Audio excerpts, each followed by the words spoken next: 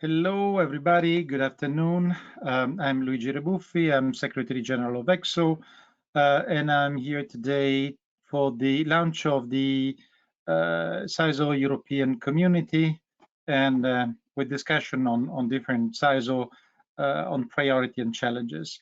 I'm very glad that you managed to be with us today. We have already reached a considerable number of attendees. I hope that it is still growing. So, but now it's time to start. We left 5 minutes for the beginning. Now, if we can move, I think, so you can see our faces, hopefully. So you see myself, then we have Csaba Virage, which is Director of Capacity Building in Talgen Cybersecurity. It's the new name of a company starting the new name given today. It previously was Csaba. How was previously? Unmute. So you have to unmute. Sorry, GT Cyber Technologies. Okay, thank you. Then we have Judith Wunschik.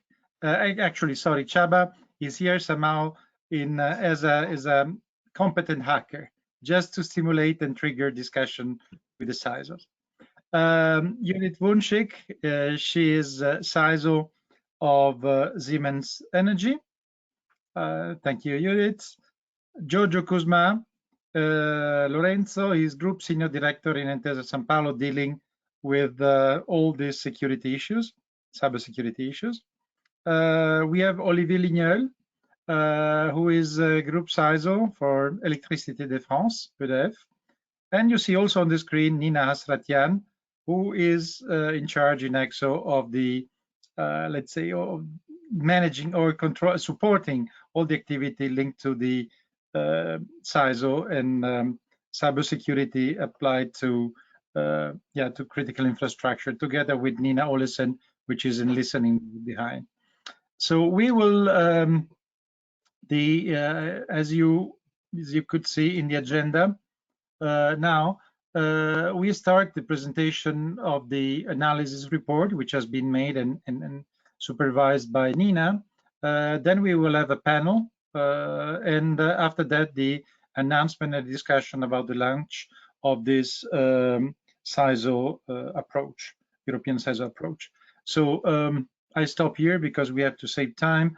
Maybe Nina, you can start the presentation of the survey. Thank you very much, Luigi, and good afternoon, everyone. I'm happy to see so many people who have connected today. Sorry, Nina, sorry, Nina, I have to interrupt you because I forgot, of course, something I had to say, that during your presentation, but also during the panel, there will be a poll which is now open with different questions. So I really ask all the attendees to participate to this poll, and because your input will be very valuable. And sorry, Nina, back again. No worries.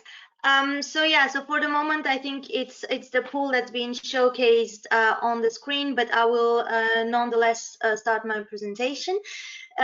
So from November 2020 to January 2021, ECSO ran a European-wide survey targeting CISOs to really try to understand their challenges and needs, but also understand the cybersecurity, cyber threats, and cyber vulnerabilities from a CISO perspective. That would also include the roles and responsibilities of CISOs. So we had a full set of 24 open questions divided into 7 sections that would tackle different topics that were about the general work of a CISO, the board investment business continuity, on information sharing, certification, liability and governance, and finally the European regulatory and cross-sector aspect. So it was a very holistic survey, and we're happy to say that we had more than 100 CISOs out there who responded to the survey, who took the time despite their busy agendas and busy lives to really respond to this. And that was quite an achievement. So this survey led us to make a full analysis of the responses and come up with the report that was published in April 2021. Next slide, please, Luigi. Which covered more than 9 sectors. As you can see, the sectors that are showcased here in the slide, and the survey, the report was shared, divided into 2 big sections. The first section was about having a sector-by-sector analysis, deep diving into each sector specificities according to the different topics from the survey, and finally in the last section of the report to come up with some horizontal cross-sector recommendations about common challenges that all sectors are encountering in cybersecurity. Next slide, please, Luigi. So as you can see on the screen, here are the sets of the horizontal recommendations. This is a very quick summary of this, quite of a teaser, if you say so. We do encourage you to go and have a look at the report as well. But the recommendations were divided into 5 big sections that were applicable to all analyzed sectors. First one was about the CISO's roles and responsibilities, covering aspects such as that CISOs need the necessary resources in order to implement the right solutions to really make their companies cyber secure. I mean, as secure as it can be, of course. The second aspect was like to having a direct channel of communication with their boards, which is still missing in many occurrences. Finally, CISOs need to also learn about quantifying the security risks, about having being able to report in specific terms to their boards to make themselves understandable, because this is one of the issues as well, is that CISOs sometimes have a tendency to use too much the technical jargon, and not all boards of directors are very cybersecurity savvy. So this is a wall bit of communication between both sides. And all these aspects can be comprised into a code of conduct that could be created and would be linked to corporate social responsibility to help out, indeed, all CISOs out there to adapt their strategies and behaviors in these roles.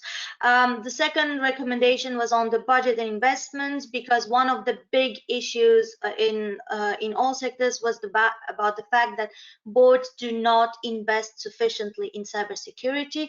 One of the major reasons of this was about the fact that boards do not see a direct return on investment on about cybersecurity. There are no direct visual consequences about investing in cybersecurity, and until it's too late, of course, and the company gets hacked. And again, going back to the reporting from CISOs to board, one of the major proposals was to really come up with a risk analysis KPIs to really help CISOs translate the risks and threats that they're encountering into concrete KPIs that would be understandable by the boards. Third aspect on information sharing, this is not a big surprise here. There are huge gaps and limitations in information sharing, especially when it comes to the cross-sector and cross-border aspects. The general idea request from CISOs was to have a network of CISOs under the umbrella of a neutral European entity, and this is exactly the reason why we are all here today, and which will be followed by the announcement by Luigi later on during the webinar. So I'm not going to go too much into that. And the last 2 points are more general cybersecurity points about company culture and collaboration with our HR departments, and of course the huge skills gap and talent shortage in cybersecurity skills in Europe. Okay, now let's go to the next slide, where we have prepared a sneaker peek into two of the major sectors that were covered in the analysis report. First one was on the energy sector, and then the second one is going to be on the finance sector. But as I mentioned, more than 9 sectors were covered in the analysis report. So the energy sector, the challenges that they're seeing, as you can, I've listed them all here. So breaches from internal sources. This is about the issues with employees, the usual bad signs, you know, having I don't know, a password written on a sticker and put on the computer on a desk, visible for everyone, and all such examples that really make breaches very easy inside of the company. So there is a huge cybersecurity culture that's missing, and a shift in mentalities is really needed. And this is where CISOs are really encouraged also to work directly in close collaboration with their HR departments about implementing the necessary trainings and education. The boards allocating the necessary budgets was already mentioned, and the lack of cybersecurity staff. One interesting aspect is about the network and technology complexities here, because indeed the energy infrastructures are really complex entities and getting older and older by the day, and also in certain aspects, for example, in the nuclear side, they still use analogic systems as well, not compatible with cybersecurity, but things are evolving as well in this sense. But all this complexity is really making it difficult in establishing a truly secure ICT network framework. So it's one of the major challenges. On the left side, you can see some of the top threats. So once again, it doesn't mean that these are the only threats, because all sectors are encountering a vast array of threats, of course, the cyber threats, but these are the ones that came at the top of the list. And as if you see in the report, from one sector to another, the top of the list changes a lot. So you have here, as you see inside the threats, technological complexity, ransomware, social engineering, and data leakage. And you can see, you can find some of the same in the financial sector, which is the next slide, please, Luigi. Yeah, thank you. So there's again the data breach, for example, the insider threats, the ransomware is there again, social engineering, although for the financial sector, specific social engineering attacks really target the phishing, the SIM swapping, and fraud. And another one small change, for example, for the financial sector, is the denial of service attacks that are top priority. And in the top challenges, you can see, as for the energy sector, the vulnerabilities stemming from the legacy systems, again, these aging systems, and having always the trouble of implementing a secure ICT framework, which really also goes into the first challenge at the top, which requires about the need to continuously invest in cybersecurity infrastructure. And this is especially linked to specificity to the financial sector, which is being over-regulated. They need to constantly follow newer and newer regulations and abide by these terms. And it is becoming a real overburdening in this sector. And then yes, having the holistic IT security framework, it also stemming from the fact that systems are widespread, and it's not always easy to secure every aspect. And the evolving threat landscape, which is very fast, and the financial sector is really at the forefront of, especially banks, for example, they are at the forefront of this battle. Next slide, please, Luigi. Now, back to the energy sector here. So as I mentioned, there were several sections in the questions that were asked to the CISOs. On the information sharing, again, it was the request to have a common standard framework for the reporting, for example, in between the sector, in between countries, in between other sectors as well. So this is why a standard framework, the standard language basically is needed to be understood, and to increase the communication between the OES and the national authorities and the EU, which is really stemming from the NIS directive that is being currently reviewed inside the European institutions, and really encourages about this increased communication. A real surprise and maybe a disruptive aspect was about certification, because a common understanding in the field was certification is really important and cybersecurity needs certification. However, when looking at the responses from CISOs, the challenges that they do encounter do not necessarily require certification. In many cases, they would prefer a risk-based approach with continuous assessments, audits, pen testings inside their systems that would really keep them, basically keep the companies on their toes and avoid this compliance mentality. Because in many cases now with certification is that board of directors maybe would approve a type of certification and they would think, oh, okay, it's certified, that means the company is secure, and then it's okay, we can move on. But that's not how cybersecurity works. And yeah, so this is really of the utmost importance for the energy sector. And again, at the board of directors level, the understanding and having a mandatory cyber training, and really it's about CISOs engaging both leadership and employees for educational purposes inside of the companies. On procurement, this is a difference that we will see between the energy and financial sector. The energy sector really privileges the EU certified solutions because they bring a level of guarantee and protection, knowing that they can trust the EU legislation and regulation, and it helps about all these aspects of sovereignty, autonomy, customer support, and the regular update. While, and this is the last slide, please, Luigi, for the financial sector, okay, you don't see it because it's still in the pool.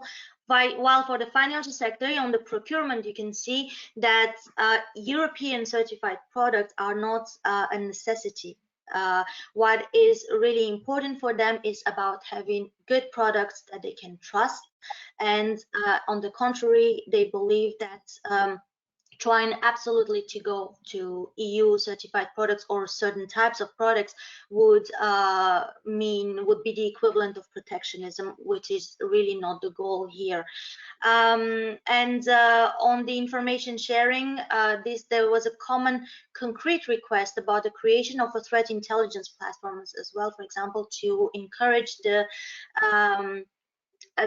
information sharing in between the sectors and countries, to have where also regulation again is at the forefront of the financial sector. They were really asking for a harmonized regulation and to have a common understanding at the different levels as well, you know, like between the national and the European levels, to have this harmonization, which will in turn diminish the overburdening of the sector. Certification, as the same as for the energy sector, they prefer the operational risk-based approach to the certification approach, which is considered as high level and bureaucratic and overburdening. And again, certification, it would in this sense would mean one more burden for the sector. So and for the board of directors, concrete KPIs were asked, committees for reporting, so all to encourage a direct channel of communication between the CISO and the board, and especially to have a common understanding of the threats, all for the greater good, for securing the company and really diminishing the risks of cyber attacks, because of course zero attacks or 100% cybersecurity does not exist in the field. And I will stop here with my presentation. So as mentioned, more can be found in the analysis report. And in any case, I'll be happy to answer any questions that come up. And Luigi will also share an email address at the end of this webinar where you can reach out to us with your requests and questions. Thank you very much. Thank you. Thank you, Nina.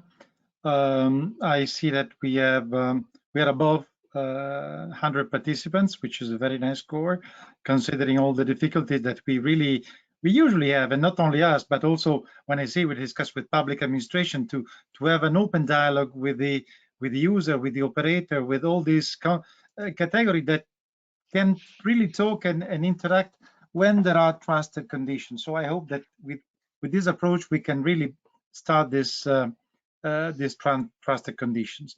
Now I would like to start the panel. The panel that, as you see, is composed again by our speaker, Giorgio, Cusma, Lorenzo, Olivier, Ligneul, Judith, and Csaba Virage, which this was the previous name of the company. Now we have the new name, and it will be moderated by me. So in this panel, I'm going to ask some questions, and I asked the panelists to go very, very sharp, kind of video interview mode, you know, a couple of minutes to reply to my question, very sharp, so you are not going to leave the lunch, and you can really have something interesting and interactive. At the same time, you still have some questions from the poll. So I would start with this. I will start with Giorgio Cusma, as I said, as Group Senior Director of Intesa Sanpaolo. And Giorgio, I would like you to set the scene about the CISO challenges, especially with a quick zoom on the financial sector. So what are the challenges or possible limitations that you see that CISO encounter?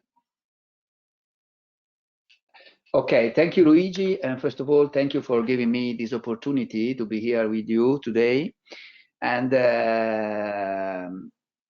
we can say that Nina has already given an overall view of what are the challenges. I'm going to try to be attractive, let's say, giving you some more details, specific details, both general but also specific for financial sector.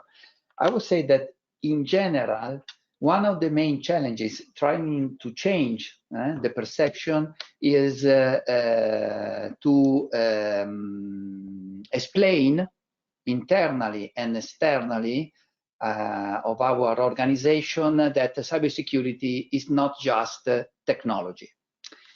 I mean, in particular, internally, we have to explain to all the different stakeholders, all the different corporate functions that cybersecurity is based on technology, of course, but also on process and people. And that is very relevant. We can go in depth later, but this is one general challenge that I think that all the CISOs are managing. And of course, also talking about general challenges, I would point out the fact of the complexity of the ecosystem where we are working. Now we are in such digital economy, and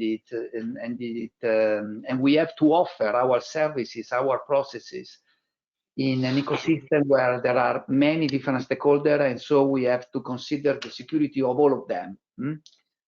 And but also it's not just a point of the complexity, it's also a point of the magnitude of the digitalization that is constantly increasing. And so this is leading us to the need to share our the information, but also our capabilities in order to let all the stakeholders aware of what are the main threats. And in that respect, just to say something about the specificity of the financial sector, let me point out the cyber frauds.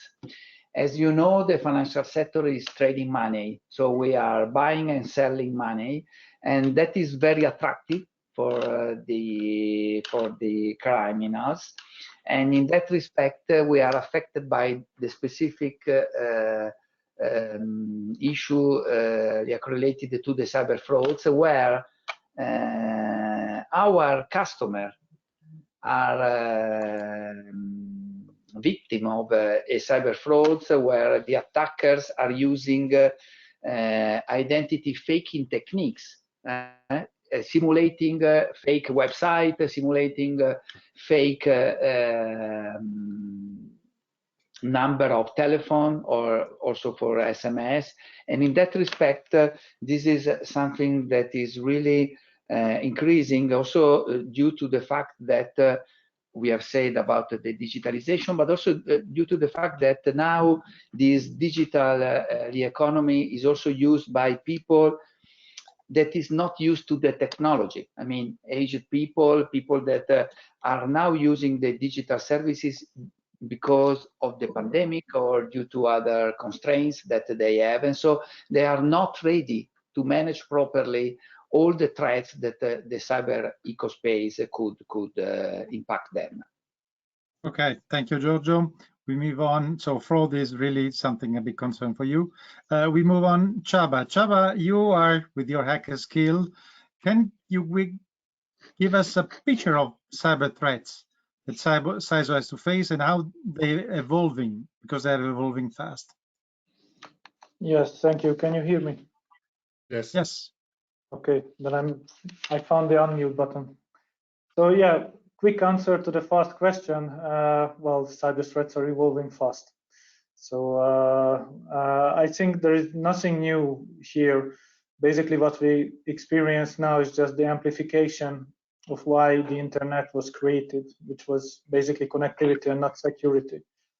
And CISOs have to face an even more challenging attack surface, because the attack surface itself is constantly expanding. So what we experienced in the last couple of years, it has been said before me already, is remote work, the rise of IoTs, and of course the main focus on supply chain risks. So these are elements that I don't think that anyone could plan, or it was very hard to plan at the magnitude that in the last couple of years has opened up for the hacker or the adversary activists over the internet. And obviously this is something that will continue to grow rapidly. Besides technical challenges, because technical challenges are you know, those are the events that make it to the news, and everybody can read how SolarWinds or similar type of attacks or military operations in the cyberspace eventually make it to the news. But what is often overseen is that majority of the critical infrastructure providers are operated as private entities. They are owned by private groups or publicly traded on the stock exchange, but they are regulated by national laws and or EU level regulations and laws. So there is it's based on the presentation that we had from Nina. So there's this interesting parallelism where on one hand, these companies have to comply, they have to follow regulations. At the same time, they face similar challenges that, let's call them, regular private companies face, which is, you know, having more devices, troubling with the legacy devices, and trying to protect an enormous attack surface, which is absolutely not an easy task. Okay, thank you, Csaba. Now we move to Judith Wunschik, which is with CISO and Siemens Energy. Judith, you're now in energy, but you have also in the past in finance as CISO in ING. So you see the two aspects which have been that are presented today, which we have Zoom. And so how CISO in these two sectors give importance or prioritize these threats, and how you see the reaction? Yeah, thanks for putting the spot on this important common principle we must face. And Csaba, you named it already. Attack surface is currently expanding every minute, and it's expanding independent from the sector we are in, or from the branch, or from the company. When you look at finance, for example, when you want to cause reputational damage for a bank, you are trying to do a DDoS attacks. It's very easy. When you try to put reputational damage to an energy supplier like Siemens Energy, you try to find some vulnerabilities somewhere in their products. There are different ways to tackle the same result, to say so. We are all part of one ecosystem, and our daily business is to defend our companies, and that counts for all enterprises and independent from the sector. And across sectors, we are facing the same situation. The weakest link in our protection will doom us to fail. So CISOs have to tackle this risk for failure. They have to deliver transparency on this risk, and as best case, have to offer a solution to lower those risks and to discuss this with the business. And therefore, you need a profound technology as well as processes in place. And when you look at the most or the latest common example in the critical infrastructure globally, the Colonial Pipeline attack in the US, the more profound colleagues know that the financial systems were targeted at Colonial and not really the ICS or OT systems, but it caused a huge supply chain disruption coming via a complete different vector. And independent from the sector, maybe a second point I want to shade light on, we have the same adversaries. So we have hackers, really hackers, who know and understand our value chains very well, and they know how to extort money. We have hacktivists. They more or less want to call us more publicity, so they want to becoming known publicly. And they also want to transport certain messages and cause reputational damage. And as a third one, yeah, we know we have nation state actors. They try to compromise and cause damage for political reasons. So a lot of cyber threats are the same, and we are all using IT technology. And to leverage the potential of an ecosystem, in my point of view, it's essential to operate in a targeted and systematic way. For example, to share costs of innovation, or to interact with organizations, or to share awareness programs, or to talk with regulators. So Luigi, these are my arguments why a diverse ecosystem and a trustworthy collaboration and communication on protection concepts, on adversaries, on threats and innovation is so important for us all. Thank you, and this is the objective of the day. By the way, Olivier, you have a past in the ANSSI, the French National Agency on Network Information Security. So you have, I'm sure, a good understanding of the importance of resilient and trusted supply chain, and also on certification. And then also recently in our discussion, you were saying how important also is the link with those third-party suppliers, which need to be, well, we should provide you with trusted solutions. Can you tell me how you see this in the energy sector? Okay, so as you said, I was part of the national agency at the head of advisory and reaction to the incident. And from an EDF point of view today, we are a major energy operator, and we are to manage end user, pure end user, and we have to manage from the power generation to power distribution, power reselling, and energy services reselling. And one of the threats that has been forgotten in the precedent stuff that has been shared is that the fact we have in front of us some armies with general at the head of the army, and there is a huge benefit when you want to hurt a country to hit the energy sector, and then you have the advantage if you want to make something against this country. So it's something it's a top priority for some countries against us. So because of that, we have to be sure that we can guarantee resiliency end-to-end from the power generation up to the energy reselling and energy procurement to the end user and to the population. And because of that, you have to to be able first to trust on the different equipment and services you can integrate into your system. That's the reason why it's interesting to have some certification scheme, but certification will be only a basic way to have some technical guarantees, not something which is an end-to-end solution. And because of that, you have also to protect the main activities of the energy sector, but also the relationship with the supplier and the supplier of the suppliers. So because of that, in our company, now each time you have one of our supplier or provider who is attacked, we blocked all the links with this supplier in order to protect first the capacity for the cyber attackant to lateralize and to go into your system, but also to be sure that you can handle the impact of the compromission of some information, critical information that could be compromised.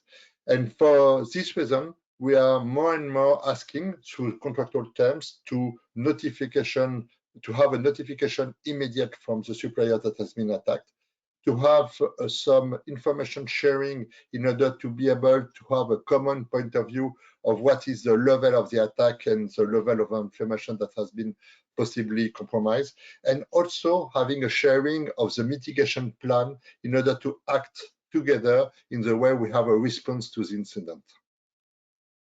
Thank you, Olivier. We have to go quickly because time is running. Judith, really few words. What are the role and responsibility that you think CISO have inside the companies? Well, 1 hour could not be enough, but yes, that's true. Yeah, and there's an official and an unofficial definition in my point of view. But it's a pleasure to define the core of my business purpose.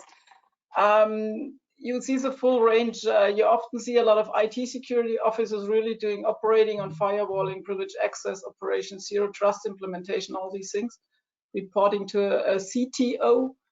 In other cases, you see colleagues doing risk calculation models and implementation of GRC, reporting to the chief risk officer. I think it's a full range in between. In the end, we guide and protect to enable our business. We have to guide operations on information security technology. We have to set an ISMS and governance rule.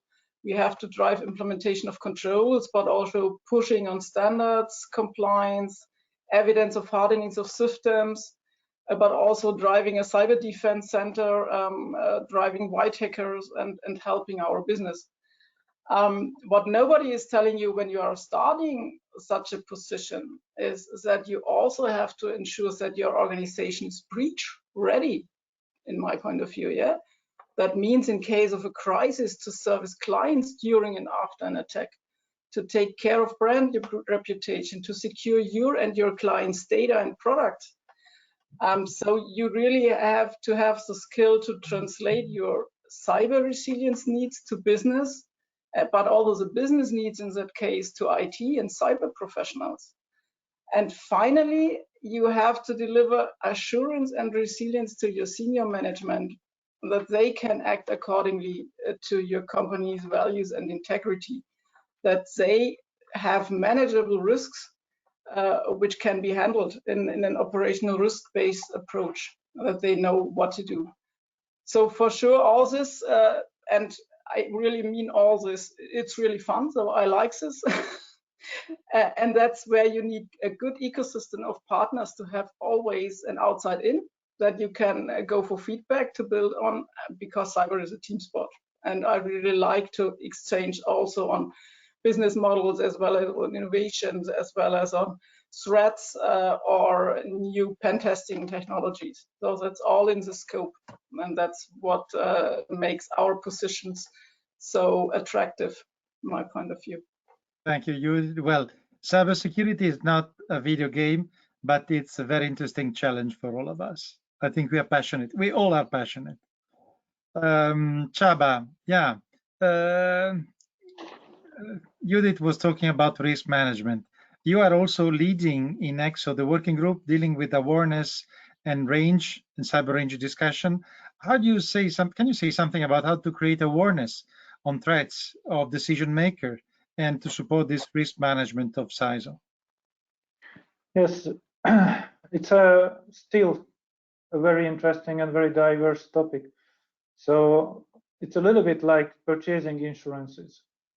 Normally, one purchases insurances after something happened, and usually people and organizations are a bit more cyber aware or cyber hygienic after they experience some kind of incident. Or I could make the parallelism with the health situation. Currently, it's been the second year of a virus that can be killed with washing hands, forcing us to do remote work and not travel and all the other economical downgrades that we have now.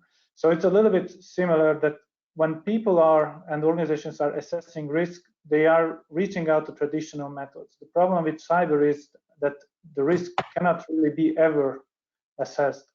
There is no cap how dangerous or how much damaging cyber incident can be or a breach can be. So what one can do is eventually prepare for the worst, get incident ready or get ready that something will happen, a breach will happen, a reputational damage will happen, and prepare how it can be mitigated or at least trying to prevent it. And if that's not possible, then eventually how to manage it. In the awareness working group, one of the key challenges that we have is eventually how to reach the human at the end of the machine. Because I believe that most of the humans are already security, they have this security fatigueness. They are tired of listening to, yes, choose a strong password, yes, use antivirus, yes, don't click on suspicious links. Yet, each and every day in my personal network, I see Facebook accounts hacked, I see spam emails received, I see calls, scam calls happening on my phone. It's out there. So we just have to grow up to face the reality. And with the cyber ranges and creating awareness, that's a little bit more challenging topic. And whoever ever participated in a proper cyber exercise, that's when decision makers actually can feel what is it like to be in a proper incident and how their organizations able to react to that incident. What is the body, how the body is handling the sickness. And that's one handy way, not the only way, but that's one very, very good experience. Thank you, Csaba. And now we conclude the panel with the intervention of the two chair of the ECSO working group on which is dealing with user and operator. By the way, they're also a member of the ECSO board of directors. So Giorgio, Cusma, Olivier, Ligneul. I had for you two questions, but actually which are very similar, very linked. Why? First one somehow is the why we should link the CISO from different sectors, from different European countries. What are the what is the interest from policy point of view, legislation, business continuity, and what would you expect from this creation that we're going to launch now, this European network of CISO? What kind of added value could provide to the community? So maybe Giorgio, you can start, and then Olivier will take over. Okay. Yes, of course. I would say that there are many reasons, and what you have mentioned about policy, regulation, all of them are really useful way to understand how we need to manage cybersecurity on a European level. I would say at least at European level, because actually this is something more international, to be honest. But in any case, being a multinational company as Intesa Sanpaolo and many of the companies that are today here, I would say that we do need to work together basically for two facts. The first one is because we are doing business in the same field from a certain point of view, because talking of digitalization, we are all in the same digital space, and we do need to share part of our services. Energy is supporting finance and other kind of sectors. So we do need to work together. But the second fact is the more important, is that actually we can say that we are the good guys, let me say, in the cyberspace, and we need to fight together against the bad guys. And considering that the bad guys, the attackers, are sharing a lot of information, a lot of techniques, and they are also sharing investment for a certain point of view. We that are good guys, it would be better if we can share our techniques, our tools, in order to fight together the bad ones. So these are the main two facts that I want to point out. Thank you, George. Olivier? Okay. Just jumping on just what said Giorgio, thank you. Very good. I think the response to exactly, and I'm fully in line with Giorgio, to what Giorgio explained, is to be able to be clever on our side also, to be clever at the European level, and to be able to share and work together. I mean by that, in order to share and work together in a trusted environment, we are first to learn from each other in order to learn what are our differences, our main concern, our issues, our successes, in order to get the best practices and to have something where we are together and with more power together.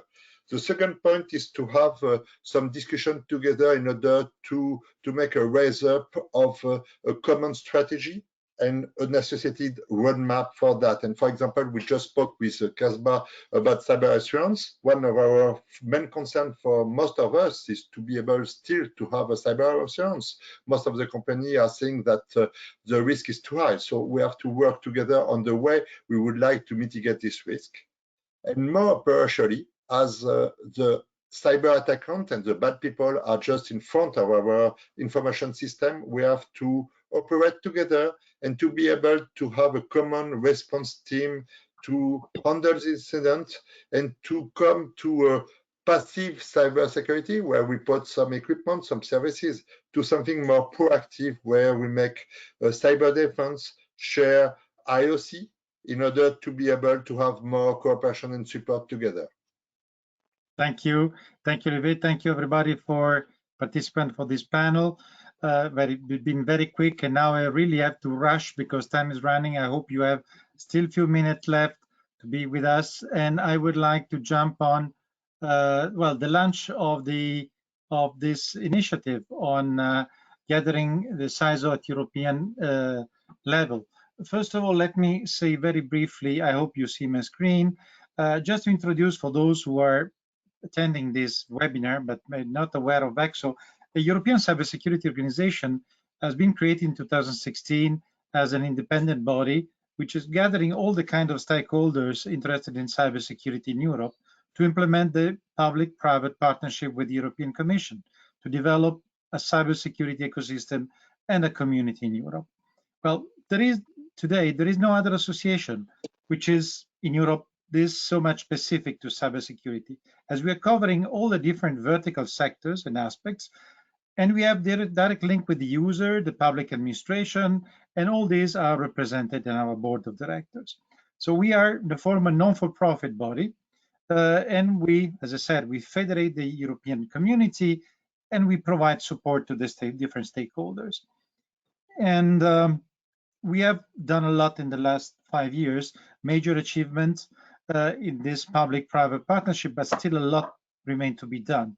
And this is why we are looking now at this CISO approach with the survey, thanks to also to our direct member, more than 270, and our contact with 2,070, more than 2,000 body. So in the survey, you have seen that but you know it by yourself, that the CISO importance is growing, but still there are lack of links, as Olivier would say. We have to do, and Giorgio, we have really to create this link to be stronger at European level, and this should be done across the countries and across the sectors, because when you are alone, you don't have enough weight, and you have to put together resources. So also it's important because maybe you are doing something at national level, but when you look at European level, well, there are increasing number of legislation which have an impact on your business, on your activity. So a European approach is really needed. And I remember a few years ago when some CISO, even from the US, coming in my office said, I want to meet other CISO, I want to have a trusted discussion and so on. I want to share information. Can you help me with the organization? That time was not mature, but now it is. I think it's now time to do something. And for this reason, we want to create this, what we call the CISO European Community, or CEC, which is not just to create another body. This would remain within ECSO, but it's just to give you, to respond to this request from the community. We are not, again, we are not a lobby organization. We are helping the community, and we are providing also this kind of support or dialogue with the European institution to build up something together for the common interest and for the common growth of the European ecosystem. So, what is this this community? It's a gathering of all the CISO or C equivalent from companies or organizations, including public sector, which are active in Europe, from different countries and vertical sectors. It's intended to be a peer-to-peer organization. Well, I call it organization, but it's a body that will be within ECSO, where we don't want to have at this level, or the CISO level, sales or marketing from vendors or consultancies, because we should build a trusted dialogue and across CISO. We have in ECSO a step pyramid approach, where and this CEC is the middle, is what we call the amber level, is the middle level. And at the basis of this pyramid approach, we have the community of verticals, which is gathering the different kind of stakeholders, including also those who have no access to this CISO level. And at the top, we have the strategic committee, which is only limited to a list of CISO from main operators, strategic company, which also being part of the CEC. And this is, you see in this slide, this pyramid approach with the different objectives. The bottom is really facilitated dialogue between the user and the suppliers. The mid-level, this the CISO European Community, is the networking, exchange of lessons learned, best practices, and the top is really establishing a trusted environment and strategic information sharing at the top level. So here, this is the same scheme where we try to identify the major sectors. You go to energy, healthcare, the smart citizens, smart environments, the retail, the finance, the government, the telecom, the transport, the manufacturing, and the utilities. So our ambition is to bring all this together and to develop this dialogue from the basis up to the top. And now the question is how we can help you. So as we said, this community should be a catalyst for all the CISO to use their weight and bring together, and with this weight to have an advocacy, to be an advocacy forum, to bring specific interest but have a collective view. And actually, in preparing this meeting, I realized it's a kind of trade union. It's a trade union because it's helping you as being part of your company, of your organization, to do better your job.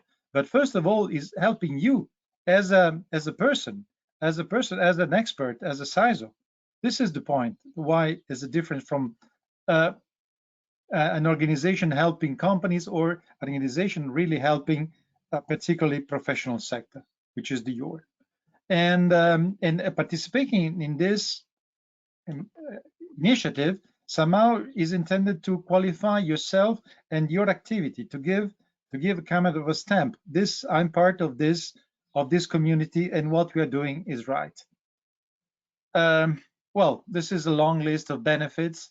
You can find something. Well, actually, I had a look, to be honest with you, I had a look also what is happening in the US, and I found that there are there are a few organizations in the US about CISO, and they're having similar list of expected benefits. Well, maybe they're older, but there is nothing in something like this in Europe. That's the reason why I think it's high time, as also expressed in our survey. So it's a peer-to-peer community. It's a network of professional relationship. We are going to advocate common needs. We share information across trusted peers. We want to deliver you update on information and security and risk. Get together to problem solving, share best practices and advice on trusted solutions. Possibly also professional development and validation. What is a CISO? Sometimes the CISO, what is the competence of CISO? I've heard friends also that say, I started as a CISO, but it was not clear to me. I learned while doing. But also to have information about career and seminars or dedicated publication. This is all our ambitions, and now we have to see how this implement progressively all this. Well, Olivier also was talking about the IOC indicator of compromise. We would like to have by the end of this year a pan-European platform demonstrated, at least. We also are looking maybe in the future on rapid reaction platform for private operators, and supporting also in the very short term dialogue with the institution about the NIS2, for instance, and the dialogue with the European Commission initiative on the joint sub-unit and so on. So these are just what we have identified today here. Now it's time for you to suggest what we should do, how we can, what are the objectives, what do you need? It's somehow an extension of the survey. So this is somehow, so you're invited to submit to ECSO, to this address to Nina, by early September, your challenges and your concrete objectives to be tackled by this community. And so also there is an invitation to join our community, as you see there. You can contact us. Progressively will be built up during summertime. In September, October, we will try to have this first meeting. Maybe at the beginning will still be remote, but then we'll go physically as soon as possible. And then we will have the official implementation of the community when we will have a high-level event of ECSO in October, November of this year. So thank you for listening to me. I don't know if I saw there are some questions around, maybe if you have still 2 minutes to be with us. I don't know who is managing question. Ida? Nina? Well, Luigi, I only see one question here from Farana Saraf, who is asking, do you have any workshop around the validation and test policy? So maybe, I'm not sure if it's a very clear question, Farana. Could you maybe please explain yourself in the chat through the Q&A? Or, okay, just a last word with the panelists that we have still around here. Just one word from each one of you. What you expect from this? You already heard Giorgio and Olivier, but now just in one word, how will you summarize? Olivier.